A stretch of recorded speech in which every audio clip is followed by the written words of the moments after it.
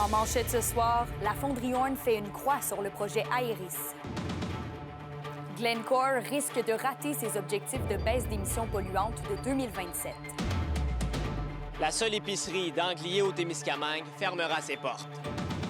Et une entente historique entre Long Point First Nation et la société Viard pour un projet minier.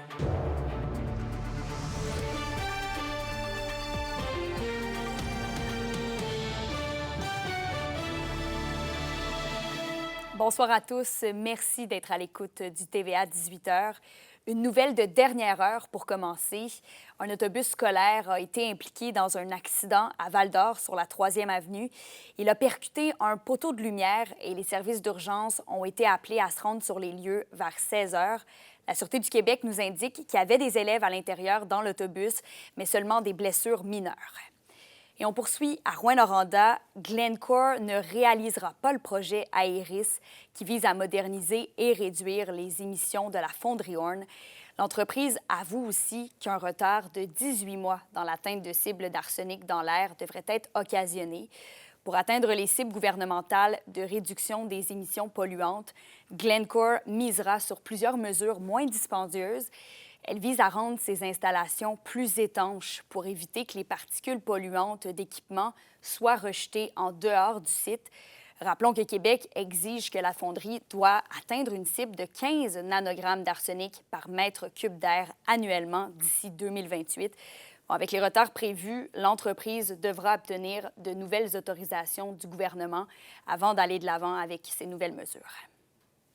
Écoutez, je suis responsable, je suis directeur général, j'ai la responsabilité de cette usine-là. Moi, je peux vous dire que si on recule de plusieurs mois, je n'étais pas au courant qu'on allait prendre cette décision-là. Ce qui est important de mentionner, je veux dire, on est une compagnie responsable. On ne parle pas d'un petit projet, là. Le projet d'Aeris, c'est un projet majeur. C'est une transformation sans précédent qu'on anticipait faire à la fonderie Horn. Ce qui est important de mentionner, c'est que même si on aurait tous les fonds, puis qu'on aurait des fonds illimités, on aurait la même conclusion. Parce que pour nous, ce qui est important, c'est vraiment l'atteinte des prochaines cibles au niveau de l'autorisation ministérielle. Puis, avec les résultats de la phase de faisabilité, clairement, ce qu'on voit, c'est qu'on ne sera pas capable d'atteindre avec le projet Aeris dans sa forme actuelle.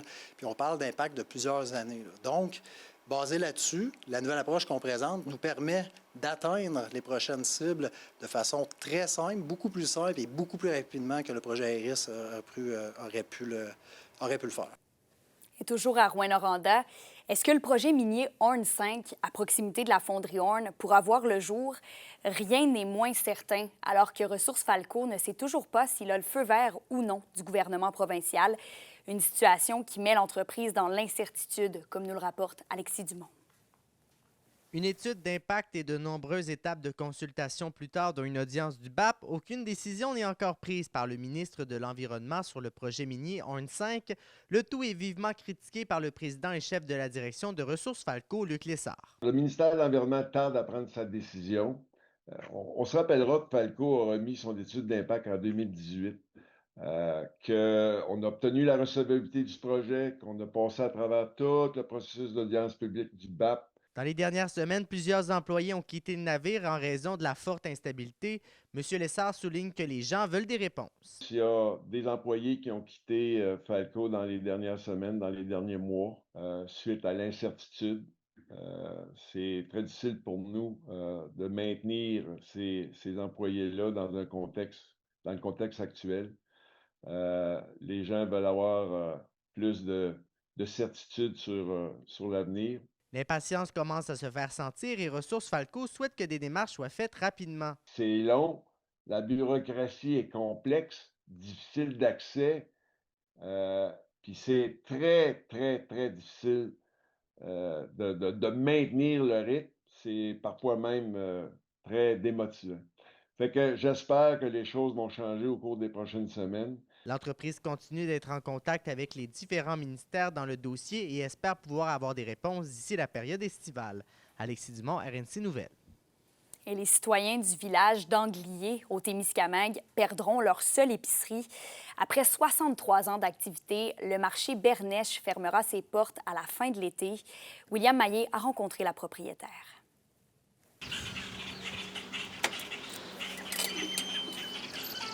Julie Bernèche a repris l'épicerie familiale en juillet dernier.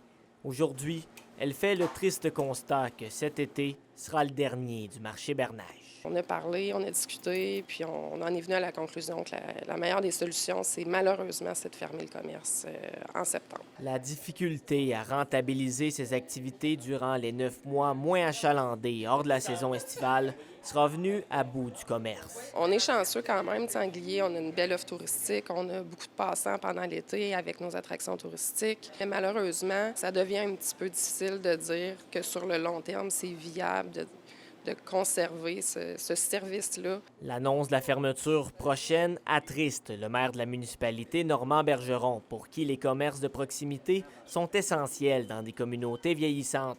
Mais selon lui, ce n'est pas qu'aux personnes aînées de fréquenter ces services pour assurer leur survie. Ceux qui peuvent aller ailleurs, mais ils peuvent aller aussi rester ici, puis acheter, puis encourager le magasin, parce que la journée qu'ils l'ont plus, ils vont s'en apercevoir qu'ils l'ont plus, là. En plus de servir d'épicerie, le marché Bernèche est le bureau de poste d'Anglier et est le principal endroit où les citoyens peuvent acheter de l'eau avec la vie d'ébullition en vigueur depuis plus de 15 ans. Ici, c'est l'endroit où on peut appeler si on a un problème à la maison. Jean-Claude a toujours été disponible, ouvrir les cours, tu sais. Il y avait vraiment une notion de communauté rattachée au commerce. C'est sûr que si l'épicerie fermée, ils ne peuvent plus venir chez l'eau ici, là. Ça va être ailleurs, ça va être vraiment pas évident, là. Avec les coûts d'exploitation qui ne font que grimper, Julie Bernèche rappelle l'importance de soutenir les commerces de proximité. Le bill d'hydro 2 mois, là, le 2300, 2500 piastres aux 2 mois, là, lui, là, il fait mal, là. Fait que si on ne va pas acheter, bien, on perd ces services-là. Le marché Bernèche débute la liquidation de ses stocks dès mardi et la fermeture définitive de l'épicerie est prévue pour le 30 août. William Maillet, RNC Nouvelles, Anglier. Vos réponses à la question du jour TVA. Une présentation de la Clinique infirmière Nord-Ouest partout dans la région. Nous vous offrons des consultations rapides avec des infirmières et infirmières praticiennes spécialisées et un nouveau service de téléconsultation. Contactez-nous pour plus d'informations ou visitez notre site Web. Et à la question du jour, on vous demandait « Encouragez-vous les commerces les plus près de chez vous? » Vous avez répondu « Oui » à 94 %. Et c'était une journée importante pour la Première Nation de Longue Pointe qui a conclu une entente historique avec la société Viard. Et c'est dans l'espoir de voir aboutir le projet aurifère Belle-Terre au Témiscamingue. Un reportage d'Alexandre Cabana.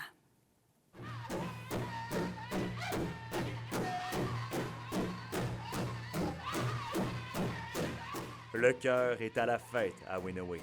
Même que pour l'occasion, un wampum, le deuxième seulement dans l'histoire de la communauté, a été confectionné afin d'honorer avec fierté ce partenariat historique. C'est vraiment démontrer qu'on est ici, puis aussi de démontrer que qu'est-ce qui se passe sur le territoire, là?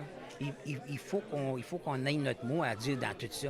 Longue Pointe, on est semi-isolé. Ça fait que les opportunités de développement économique sont peu existantes. Puis là, c'est sûr, avec cette entente-là, c'est un pas envers la bonne direction. Le rêve de voir renaître la mine de Belle-Terre ne date pas d'hier, mais cette fois-ci, une exploration en bonne et due forme sera effectuée par Viard. La mine a été exploitée entre les années 36 et 56, donc ça fait très longtemps, disons. Moi, je n'étais pas né, mais il y a une chose est sûre, c'est qu'on retourne à la base, donc à l'exploration. Donc, présentement, on explore pour trouver un gisement d'or. L'entente entre la Première Nation de Longue Pointe et Viard prévoit des partenariats en co-entreprise, des possibilités d'emploi, de formation et des bénéfices financiers dès la phase d'exploration. Bref, une coopération à long terme qui s'ouvre, selon le président de Viard. On utilise souvent l'expression « négocier une entente », mais moi, je crois beaucoup qu'on construit des ententes. Être en mode écoute, justement, pour apprendre, pour aussi comprendre les attentes de la communauté envers le projet d'abord. Ce qui est intéressant dans le secteur de Belle-Terre, c'est que justement, il y avait une ancienne mine haute teneur aurifère. Donc, les chances de découvrir d'autres choses dans le district sont quand même bonnes. C'est sur notre territoire. Ça fait que c'est sûr qu'on veut participer, on veut contribuer. On n'est pas contre le développement, on veut contribuer à l'avancement. Ça commence à être temps qu'on prenne part dans les discussions, dans les négociations. Ça reste le début d'une nouvelle ère pour la communauté de Long Point First Nation. c'est fort possible. Et pour ce qui a trait du projet de VR, des réponses quant au futur forage sont attendues au mois de mars prochain. Alexandre Cabana, RNC Nouvelles, Winaway. Et une autre entente a aussi été réalisée, mais cette fois-ci du côté d'Amos. Un pas de plus est franchi vers la transformation de l'ancienne usine forestière Résolu pour produire de l'énergie renouvelable à partir de résidus forestiers. Minéraux stratégiques Abitibi, qui est porteur du projet, a conclu récemment une entente avec la ville d'Amos et aussi la Première Nation Abitibi-Wini à Picogan. Cette entente leur permet d'entamer les discussions formelles pour les prochaines étapes de conception de l'usine. Des principes de développement durable et du respect de l'environnement pourront être établis et la production d'énergie du site pourrait servir à alimenter le réseau d'Hydro-Québec. L'indice boursier minier au TVA Nouvelle 18h est une présentation de GFM Groupe Financier. Dirigeants d'entreprises et particuliers, fiez-vous aux experts de GFM pour vos placements, assurances de personnes et assurances collectives. Car pour vous, ils vont au-delà de la finance.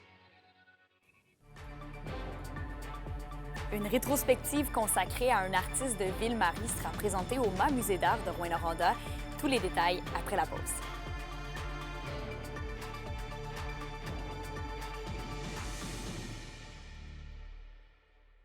Les SADC de l'Abitibi-Témiscamingue et du nord du Québec vous présentent la bonne nouvelle économique TVA. Spécialisée dans la réparation et le remplacement de pare-brise depuis 1977, la vitrerie Témiscamingue passe aux mains de Stéphane Touzin et de son fils Tristan. Les nouveaux propriétaires comptent maintenir l'excellence du service grâce à l'appui de Denis Barry et de l'équipe en place. La calibration de pare-brise s'ajoute à leur offre, un service exclusif au Témiscamingue. Les SADC, partenaires de l'économie de la région.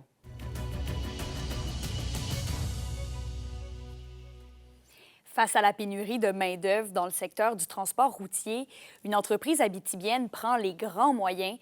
Kepa Transport mise sur la formation professionnelle pour former sa relève. Élise Tessier nous en dit plus. Grâce à un partenariat avec le Centre de formation du transport routier, Kepa Transport offre des stages rémunérés à des apprentis conducteurs. Ces futurs routiers obtiennent leur diplôme d'études professionnelles tout en apprenant sur le terrain. C'est un programme travail-études, OK, où est-ce qu'on veut former une cohorte ici directement à Val-d'Or. Au lieu que c'est sûr qu'ils s'en donnent en Abitibi-Ouest, mais nous, ce qu'on veut, c'est que après la fermeture d'une école qu'il y avait ici avec un autre transporteur, on s'est mis les transporteurs ensemble pour pouvoir avoir au moins 4 personnes pour pouvoir avoir une cohorte ici. Il se rapproche beaucoup plus de la vraie vie qu'une formation qui est dans un milieu scolaire seulement. Là. Quoique la formation est très complète, là, mais de vivre la vraie vie, c'est vraiment un plus. Offert dans toutes les régions du Québec, ce programme vise à répondre à un besoin criant en Abitibi, assurer la relève dans une industrie essentielle. Pour Kepa, c'est une façon concrète d'investir dans l'avenir. On est en manque de chauffeurs un peu tout partout. C'est sûr qu'on est tous des transporteurs, on veut tous la même chose, avoir des bons chauffeurs. Et je pense que la formation qui peut être donnée de 615 heures, ça va nous aider à avoir des jeunes. Selon le directeur général de Kepa Transport, le recrutement pour ce métier représente un véritable défi. On a toujours besoin de main-d'œuvre parce que la main-d'œuvre, pas cassée frite, mais les gens, c'est un dur métier de partir sur la route, de coucher dans un camion, et ainsi de suite.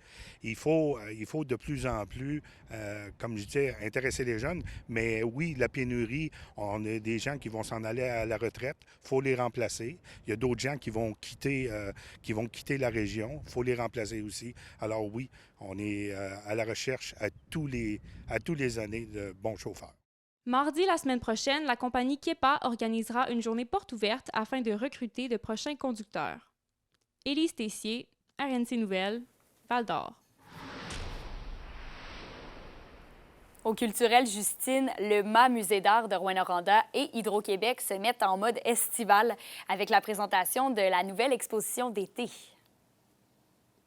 Exactement, et l'exposition cet été est une rétrospective à propos d'Yves Boucher, un artiste originaire de Ville-Marie au Témiscamingue. En fait, c'est à propos de toutes les œuvres qu'il a fait à travers sa carrière et c'est intitulé La mathématique du beau. Et cette exposition retrace pas à pas la démarche d'Yves Boucher à travers toutes ces années dans le monde de l'art. Les œuvres d'intégration à l'architecture sont vraiment sa spécialité et il cumule aujourd'hui plus d'une trentaine de projets réalisés aux 4 coins du Québec. Et Yves Boucher et le commissaire Jean-Jacques Lachapelle vous attendent au MAM Musée d'art pour explorer cette exposition, cette rétrospective, jusqu'au 21 septembre prochain. Alors, venez faire un tour en plus, c'est gratuit. Je laisse Yves Boucher vous en dire plus sur cette rétrospective. Yves, qu'est-ce qu'on retrouve dans votre exposition, La mathématique du beau? En fait, cette exposition-là, c'est une rétrospective. C'est un privilège pour un artiste d'avoir une rétrospective. Ce n'est pas tous les artistes qui en ont. Puis, ça couvre 30 ans de travail, du travail de maîtrise, du travail de baccalauréat, du travail jusqu'à maintenant. Puis, mathématiques du beau, en fait, c'est mon mémoire de maîtrise qui focusait là-dessus, sur des éléments esthétiques qui sont déjà inscrits dans la nature, le nombre d'art, le cycle de Fibonacci, le cercle, la symétrie de réflexion, des trucs comme ça que j'essaie d'intégrer dans mes tableaux, de les insérer dedans, un peu comme au Moyen-Âge, on faisait avec les nombres d'art. Puis, c'est fait un peu de façon mathématique, pour ça, je travaille de façon plus organique par-dessus, pour camoufler la stratégie mathématique, pour aller chercher un pouvoir de séduction, puisqu'il paraît que la nature nous séduit, puis l'idée, c'était de trouver c'était quoi les stratégies de la nature pour nous séduire, puis essayer de les reprendre, puis de les réinvestir dans le tableau. Pourquoi c'est important pour vous de mélanger la science, les mathématiques et l'art? C'est comme une question très innée, parce que je pense comme artiste, on ne choisit pas tellement nos thématiques, on fait ce qui nous habite. Puis c'est un filon que j'ai suivi, puis que je nourris tout le temps, puis qui est insatiable. Donc, je pense que la thématique qu'on choisit, en fait, on dirait quasiment c'est plus la thématique qui nous choisit, puis des affinités avec des matériaux. Mais c'est toujours dans l'idée de créer du beau, de représenter du beau. Puis moi, je suis originaire de Ville-Marie, au Témiscamingue. J'ai fait mon cégep ici à Rouen. Après ça, j'ai quitté. Maintenant, je suis rendu en Estrie. J'enseigne au cégep de Sherbrooke. Puis je suis depuis une trentaine d'années en Estrie. Puis je travaille surtout là, mais je fais des projets un peu partout au Québec. Mais de revenir aux sources, là, je redécouvre Rouen. Je redécouvre des endroits. Fait que c'est un peu... c'est comme une boucle, mais ça ne rend pas nostalgique. Au contraire, je trouve ça très excitant là, de revenir ici pour montrer tout ça. Et qu'est-ce que ça représente pour vous que le Musée d'art ait décidé de vous donner cette vitrine-là pour l'été? Je me sens très, très privilégié. En fait, aussi pour l'été, ça fait 3 ans qu'on travaille sur cette idée-là. J'étais pas reculant au début, mais je trouvais que c'était un gros mandat. Bien, un gros mandat, c'est le commissaire Jean-Jacques Lachapelle qui a pas mal fait le travail, mais de ressortir tout, de faire une sélection d'œuvres, des œuvres qui représentent les différents moments, les différentes thématiques à lesquelles j'ai traversé. Donc, ramasser ces œuvres-là un petit peu partout, rassembler ça dans un parcours cohérent. Donc, je suis très, très honoré de pouvoir le faire. Eh bien, merci beaucoup, Yves. Puis félicitations pour tout ce beau travail-là accompli. Merci bien, c'est gentil. L'haltérophile Nicolas Lafontaine de Rouyn-Noranda revient de Saskatoon avec 3 médailles de bronze. On en reparle tout de suite après la pause.